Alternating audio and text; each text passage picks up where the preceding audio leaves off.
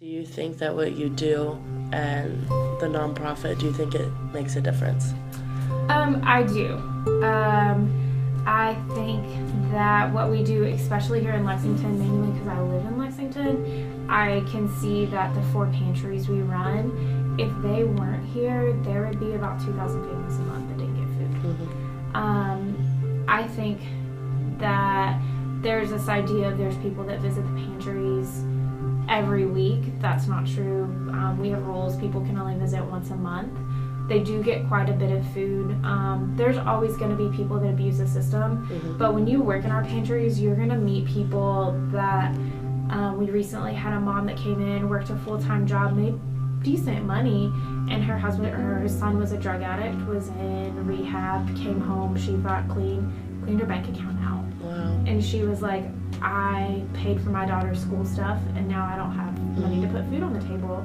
And she's a successful woman who was doing what she needed to, and there's an embarrassment factor of coming to the pantry, but there's also this dignity factor that we want to give people and say, yes, you might need help now, but we get a lot of donations from people that say, when I needed help, you were there. I can only give this $20 because I'm on a fixed income, but here's this $20 to help someone else. Yeah. So I do think that we help people. I think that there's an idea, and what we try to do and what I always have to remind myself is we stay in our lane. Our lane is to be an emergency food provider for people when they need it.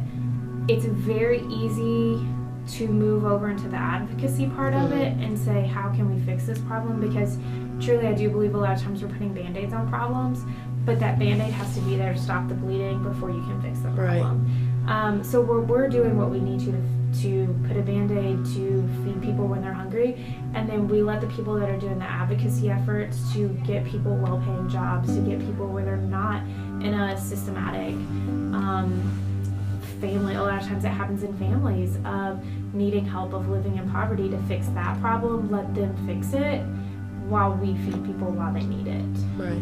And that's really hard some days because you're just like, well, what am I doing? I'm just feeding these people and I'm not helping them move on to another life skill. Mm-hmm. But I think there's organizations, if we all work together, I think everybody plays a part in this.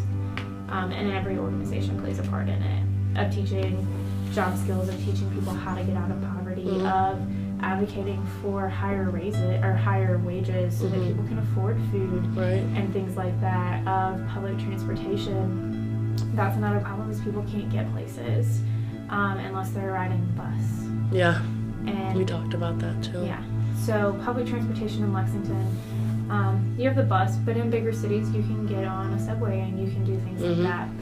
I don't know what's feasible here.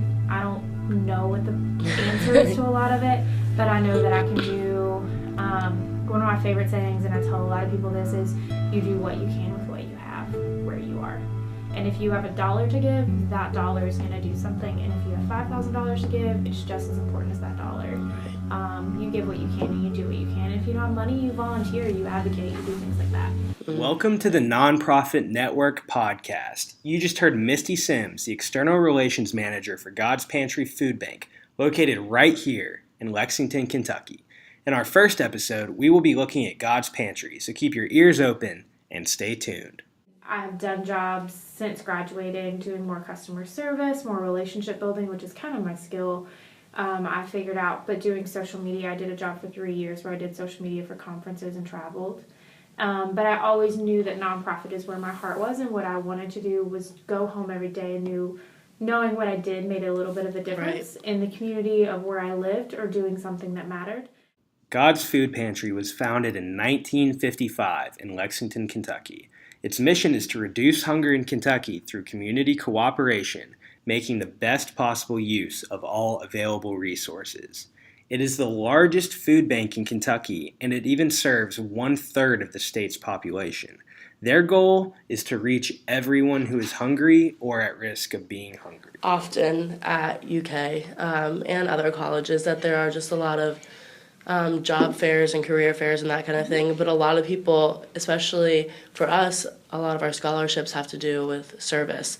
We're talking about kind of establishing a service fair and potentially having God's Pantry as an opportunity for people to volunteer. And I think that would be, one of the better options, and I think a lot of people would like to have that kind of opportunity. Yeah. I think for nonprofits particularly survive a lot of times on volunteers. We need a lot of volunteer help.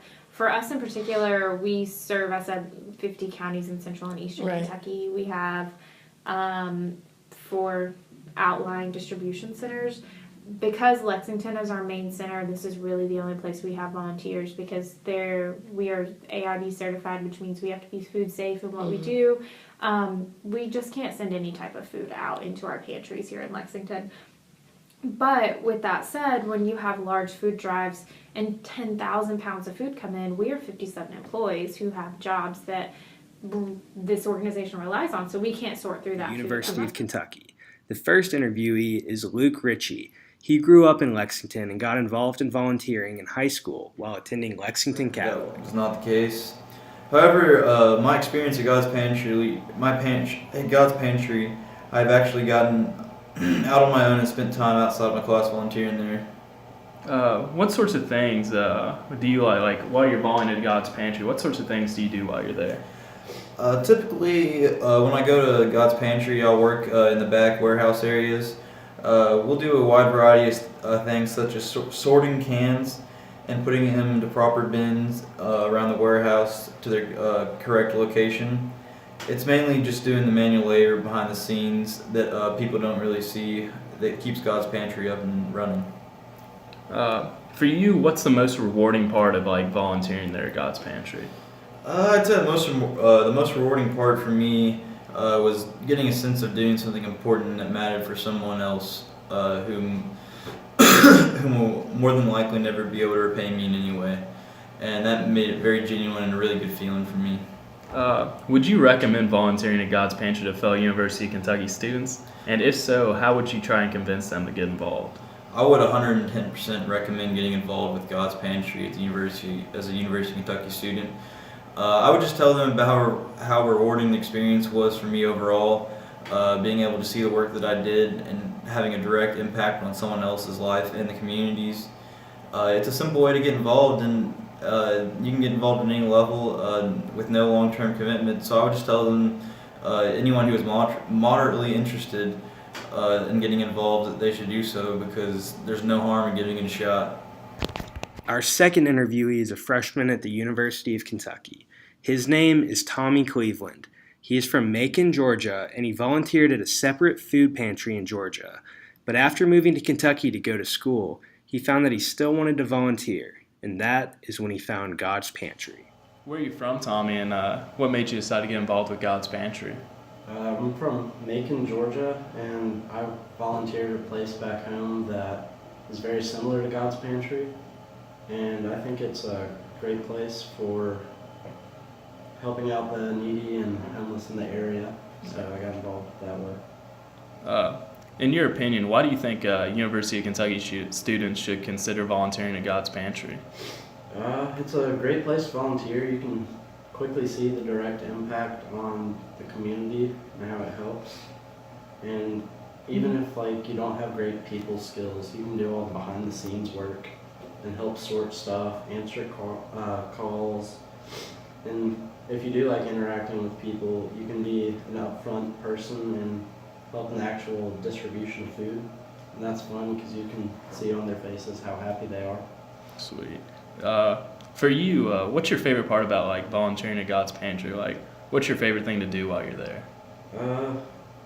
My favorite thing is handing out the food, just because I love to see how happy it makes everyone to get food, and just seeing the direct impact. Yeah, after all the trouble they have to go through on a day-to-day life. Yeah, absolutely. Would you recommend volunteering at God's Pantry to fellow University of Kentucky students? And if so, what would you say to them to convince them to volunteer there? Yeah, I'd definitely try to convince them. I just tell them about all the positive experiences that I've had while I'm there. Volunteering is a crucial role that University of Kentucky students can easily be a part of, which takes us into the next segment of our podcast. Chances are, most University of Kentucky students do not think about volunteering, even though they can while taking up a very small amount of their time and resources. There are plenty of opportunities for University of Kentucky students to volunteer at God's Pantry. These volunteering programs are all available in Lexington, and this past year, 17,000 volunteers helped to distribute over 30 million pounds of food, so every volunteer obviously counts. All volunteering for God's Pantry requires you to sign up in advance to ensure that they are not overstaffed or understaffed while they are distributing food. The first thing that you can sign up for is a warehouse shift. This is the average thing that a volunteer will do while volunteering for God's Pantry. A warehouse shift lasts 3 to 4 hours, and you can work with your family and friends while sorting and packaging food. You can also volunteer to work the phones, but this is a regular commitment that you will have to make for them. While working the phones, you will be speaking to and directing businesses and clients for God's Pantry. A less frequent volunteer can choose to volunteer for the Commodity Supplemental Food Program in God's Pantry, which is a 2 to 3 hour commitment monthly where you will deliver food to elderly people whom are in need. God's Pantry also needs regular volunteers at their food pantries to, quote, assist clients with pantry check-in, gathering food, and assisting clients with food to their transportation, end quote. There are 4 pantries for God's Pantry located in Lexington, and hours and days vary for when you can volunteer. These different food pantries really need help, since they store all the food that is ready to be sent to the hungry. This past year, there were 17,000 volunteers that took the time to volunteer at God's Pantry. These volunteers gave 53,000 hours of their time helping. If you do the math, that is just over 3 hours of time donated per person. So it is easy to see that the average volunteer isn't someone who is donating hours and hours of time, but is just a normal person giving a little bit of their time. That's all it takes to run a great big organization like God's Pantry. So the more average people that give a little bit of their time, the more people that God's Pantry can reach. There are a ton of opportunities for University of Kentucky students to go out and help the hungry in Lexington, and the types of volunteering for it at God's Pantry vary. So go out, find a way to volunteer that you enjoy, and then do it. Give back to the city furthering your education. How do you, public relations wise, how do you find that it's easiest to reach volunteers? Well, because of our history and public relation wise, I'm extremely lucky to be in this position. We have, from when we started until now, not had any scandals, not had any bad publicity really. If it is, it's been a misunderstanding that we can easily fix. So volunteers come to us. Typically, our volunteer shifts are filled up about 3 months in advance. Wow. And then there will be people who drop out, so we just fill in spots. Right. And sometimes we don't need 30 volunteers. We only need 15, so if people don't show up, it's actually okay.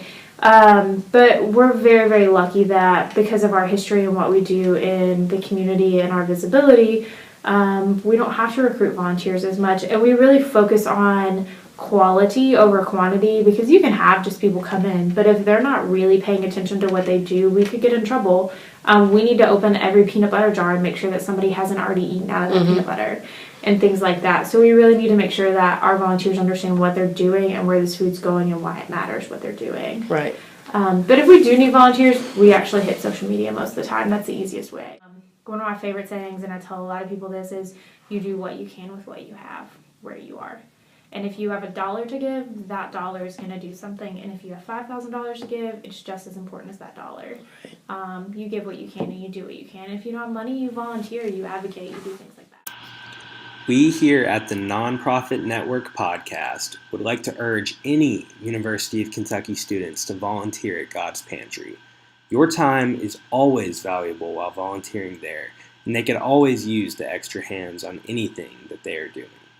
God's Pantry is a great group of individuals that come together to form an even greater group, and they would love to have you on their team as they band together to fight hunger in Lexington and the surrounding areas. We would like to thank you for tuning into this week's Nonprofit Network Podcast. We hope that you enjoyed listening to it as much as we did making it. Next week, we have Doctors Without Borders with a special guest, and as always, volunteer more. But you have to remember that there is some sort of faith in this job that, okay, I'm doing what I can and there's another part that's going to come in and help fix what we're doing.